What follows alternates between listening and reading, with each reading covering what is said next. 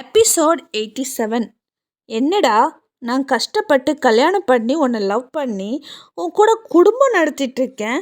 பத்தாததுக்கு இன்னைக்கு கல்யாண நாளாச்சு, உனக்கு பிடிச்சதெல்லாம் சமைக்கலான்னு பார்த்து பார்த்து ஒரு நிமிஷம் கூட உட்கார கூட நேரம் இல்லாமல் நான் உனக்கு எல்லாம் செஞ்சு போட்டா நீ இன்னொரு பொண்ணை கல்யாணம் பண்ணிக்கிட்டு வந்து நிற்ப இல்லை?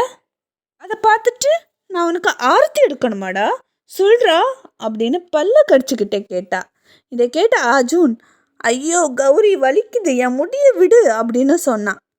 இல்லைடா, உன்னை நான் இன்னைக்கு விடவே மாட்டேன், நீ செத்தடா மவனை அப்படின்னு சொல்லிட்டு பயங்கரமாக அடிக்க ஆரம்பித்தா. அர்ஜுன் கூட வந்திருந்த பொண்ணு முகத்தை மூடி இருந்தா. அதனால அவள் முகத்தை கௌரியால் சரியாக பார்க்க முடியல, அவள் யாருன்னு கண்டுபிடிக்க முடியல. அந்த பொண்ணு கௌரியை பார்த்து, இங்கே பாருங்க, உங்களுக்கு நாங்கள் இங்கே இருக்கிறது பிடிக்கலன்னா பரவாயில்ல, என் புருஷனை கூட்டிகிட்டு நான் வேறு எங்கேயாவது போயிடுறேன், அதுக்காக என் புருஷனை அடிப்பீங்களா? அப்படியெல்லாம் என்னால் அனுமதிக்க முடியாது அப்படின்னு சொன்னான். இதை கேட்ட கௌரி செம கோபம் வந்து, ஹலோ, இவன் என் புருஷன், அவனை அடிக்கிறதுக்கு எனக்கு நிறைய உரிமை இருக்குது அப்படின்னு சொல்லவும், இதை கேட்டு அந்த பொண்ணு, நீங்கள் யார் அப்படின்னு கேட்க, அந்த பொண்ணு, ஹலோ, அவன் உங்களை மட்டும் கல்யாணம் பண்ணல, என் கழுத்துலேயும் தாலி கட்டியிருக்கான், அப்படின்னா அவன் எனக்கும் புருஷன்தான் அப்படின்னு சொல்லி ரெண்டு பேரும் பயங்கரமாக சண்டை வந்தது. என்னதான் அவங்க ரெண்டு பேரும் சண்டை போட்டுட்டு இருந்தாலும் கௌரி அர்ஜுனோட முடியை விடவே இல்லை, பயங்கரமாக பிடிச்சி இழுத்து வச்சிருந்தா. ஒரு கட்டத்தில் வலி தாங்க முடியாத அர்ஜுன், அம்மா தாயே, ரெண்டு பேரும் கொஞ்சம் நிறுத்துங்க, முதல்ல நீ என் முடிய விடு, பயங்கரமாக வலிக்குது அப்படின்னு சொன்னான். இதை கேட்ட கௌரி, நீ என்னை லவ் பண்ணி கல்யாணம் பண்ணிவிட்டு இன்னொரு பொண்ணை கல்யாணம் பண்ணி கொண்டு வருவ, நான் பார்த்துக்கிட்டு இருக்கணுமா? உன்னை நான் சும்மா விட மாட்டேன்டா அப்படின்னு சொல்லி பயங்கரமாக முடியை இன்னுமே இழுக்க ஆரம்பித்தா.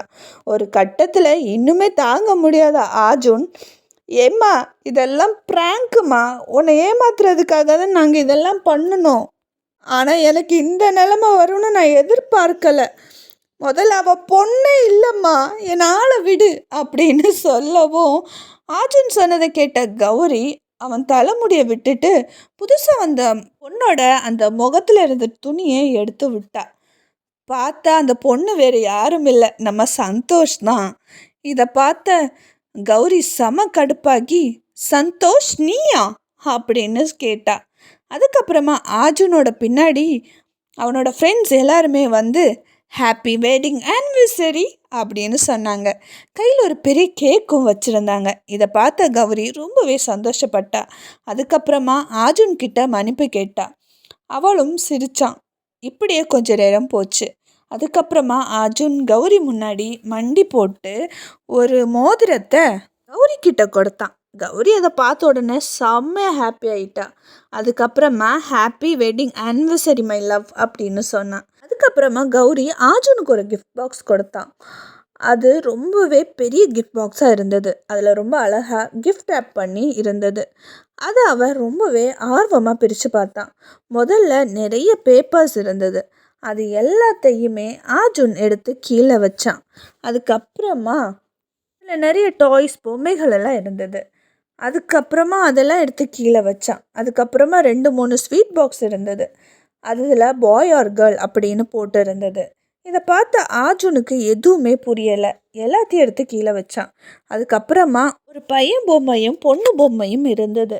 அதையும் எடுத்து கீழே வச்சான். கடைசியில் ஒரு சின்ன ஜுவல் பாக்ஸ் இருந்தது. அதில் ப்ரெக்னென்சி கிட் இருந்தது. அதில் 2 கோடும் இருந்தது. இதை பார்த்து அர்ஜுன் ரொம்பவே சந்தோஷப்பட்டு கௌரியை பார்த்து, அப்படியா அப்படின்னு சேகிலேயே கேட்க, அவள் ஆமான்னு தலை அசைச்சா. அவ்வளவுதான், அவனை கையிலேயே பிடிக்க முடியல.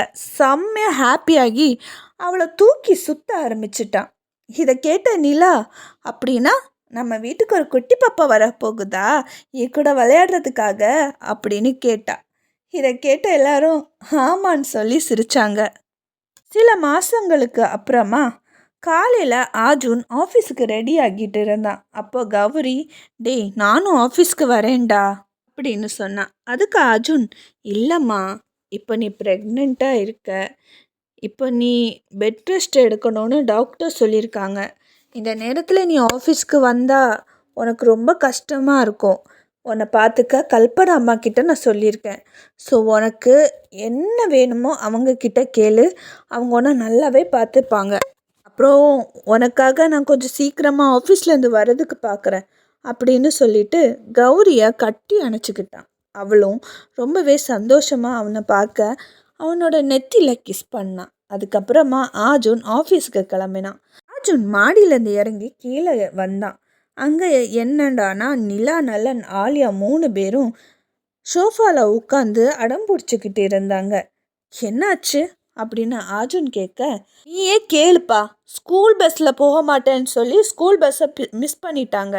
இப்போ உன் கூட தான் வருவேன்னு அடம் பிடிச்சிட்ருக்காங்க அப்படின்னு சொல்ல அர்ஜுன் சிரிச்சுக்கிட்டே, சரி வாங்க நானே உங்களை ட்ராப் பண்ணுறேன் அப்படின்னு சொல்லி 3 பசங்களையும் பைக்கில் ஏற்றிட்டு ஸ்கூலில் ட்ராப் பண்ணான். 3 பேரும் செம ஹாப்பியாக அவனுக்கு டாட்டா சொல்லிட்டு ஸ்கூலுக்கு போக அர்ஜுன் சிரிச்சுக்கிட்டே ஆஃபீஸ்க்கு கிளம்புனான். அர்ஜுன் பைக்கில் ஆஃபீஸுக்கு ரொம்ப ஃபாஸ்ட்டாக போயிட்டு இருந்தான். அப்போது சில மர்ம நபர்கள் ஒரு இடத்துல நல்லா ட்ரிங்க்ஸ் பண்ணிவிட்டு அந்த பாட்டில் எல்லாத்தையும் ஒரு துணியில் போட்டு நல்லா கட்டுனாங்க. அதுக்கப்புறமா போட்டு அடித்து உடைச்சாங்க. அதுக்கப்புறமா அர்ஜுனை ஃபாலோ பண்ண ஆரம்பித்தாங்க. இதை அர்ஜுனும் கவனித்தான். ஆனால் ஒரு பெரிய விஷயமாகவே அவன் எடுத்துக்கலை. ஏன்னா இது காமனான ஒரு ரோடு, எப்போவுமே வண்டி அங்கேயும் இங்கேயும் போய்கிட்டு தானே இருக்கும் அப்படின்னு சொல்லிக்கிட்டு அது ஒரு பெரிய விஷயமாகவே எடுத்துக்காம பைக்கை ரொம்ப ஃபாஸ்ட்டாக ஓட்டிக்கிட்டு இருந்தான். அப்போ தான் ஒருத்தன் பைக்கில் ரொம்ப வேகமாக அவனை சேஸ் பண்ணிட்டு வந்து அவன் கட்டியிருந்த அந்த துணியால் அவன் பின்னாடியே ஓங்கி அடித்தான். அர்ஜுன் தடுமாறி கீழே விழுந்தான். உறவு மலரும்.